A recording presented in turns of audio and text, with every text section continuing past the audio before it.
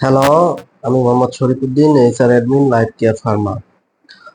তো আজকে আমি আমাদের আরেকটা প্রোডাক্ট স্পাম ফার্টিল নিয়ে আলোচনা করব।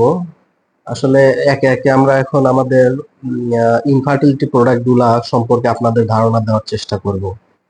তো আমাদের ইনফার্টিলিটি প্রোডাক্ট মূলত চারটা আছে এখন বর্তমানে: স্পাম ফার্টিল, ওভুম ফার্টিল ও সি স্টার ডিসিএম। তো আজকে আমরা স্পাম ফার্টিল নিয়ে আলোচনা করব।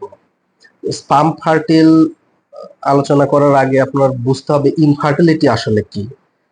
ইনফার্টিলিটি, স্পাম ফার্টিল আমাদের মেল ইনফার্টিলিটির জন্য ইউজ করা হয়। তো ফার্টিলিটি জিনিসটা আগে বুঝে নেই আমরা। ধরেন একটা ছেলে, প্রাপ্তবয়স্ক একটা ছেলে এবং প্রাপ্তবয়স্ক একটা মেয়ে যখন দুইজন শারীরিকভাবে মিলিত হয় তখন তারা যদি সম্পূর্ণরূপে সুস্থ থাকে, কোনো রকম না থাকে, তাহলে তারা একত্রে একটা বাচ্চা জন্ম দেয়। এটা হলো একটা রিপ্রোডাকশন, নর্মাল রিপ্রোডাকশন সিস্টেম, কিন্তু এটা যতটা নর্মাল মনে হয় তার থেকে অনেক বেশি জটিল।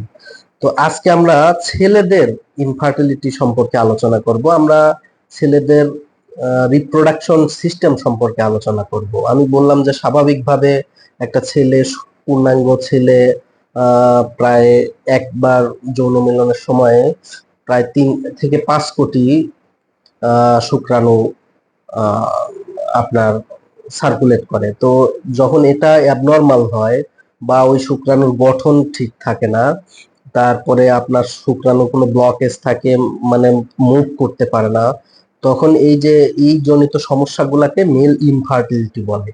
এগুলা বিভিন্ন কারণে হয়ে থাকে। একজন শারীরিক অসুস্থতা হলে, টেম্পারেচারের কারণে, স্ট্রেসের কারণে, খাদ্যাভ্যাসের কারণে, তারপর বিভিন্ন রোগ যেমন ডায়াবেটিক্স এর কারণে, এগুলার কারণে আমাদের এই মেন ইনফার্টিলিটি হতে পারে। তো ধরেন আমাদের শরীরের একটা পূর্ণাঙ্গ পুরুষ একবারে আপনার 1.5 থেকে 5, মানে স্বাভাবিক 1.5 থেকে 5 মিলিগ্রাম সিমেন্স নির্গত করে একবারে।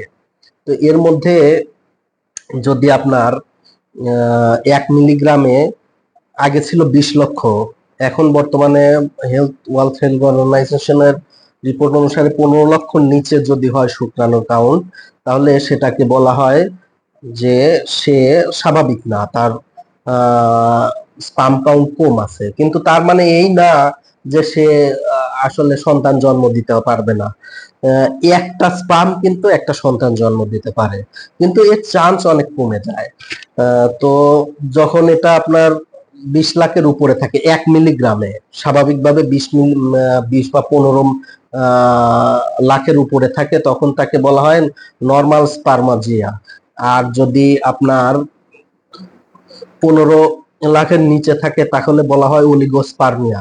আর এমনও কিছু কিছু রোগীর ক্ষেত্রে দেখা যায় যে পাম্পস কমতে কমতে কমতে কমতে একেবারে জিরোতে চলে আসে, তখন তাকে অ্যাজোস্পার্মিয়া বলে।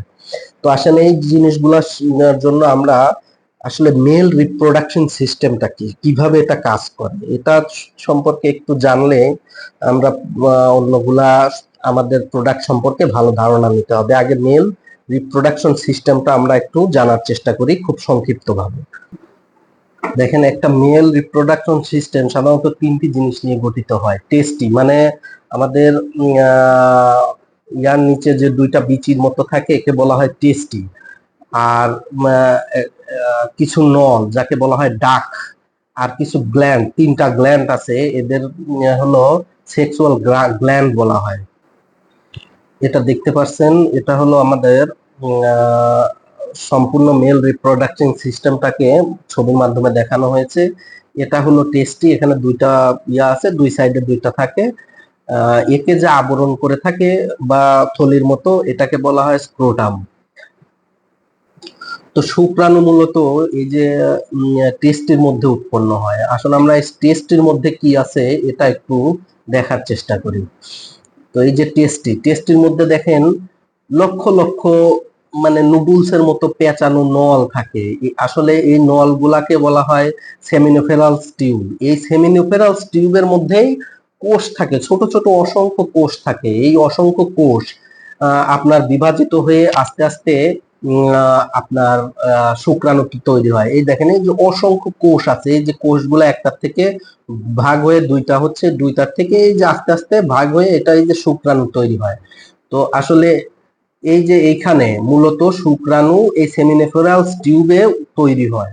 এই সেমিনিফেরাস টিউব থেকে আপনার ওই পূর্ণাঙ্গ গুলা শুক্রাণুগুলো আস্তে আস্তে আস্তে আস্তে এই যে রেটাস টেস্টিতে যায়, রেটাস টেস্টি থেকে এই যে নল পেঁচানোর মতো এই নলে যায়, এখান থেকে আবার এইগুলা ভ্যাস এফারেন্সে যায়, ভ্যাস এফারেন্স।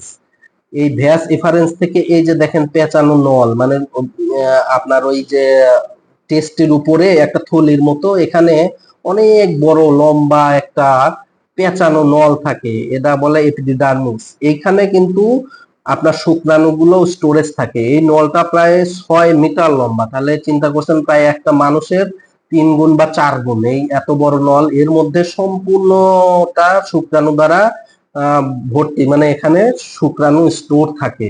এখান থেকে আপনার শুক্রাণু আস্তে আস্তে আপনার যখন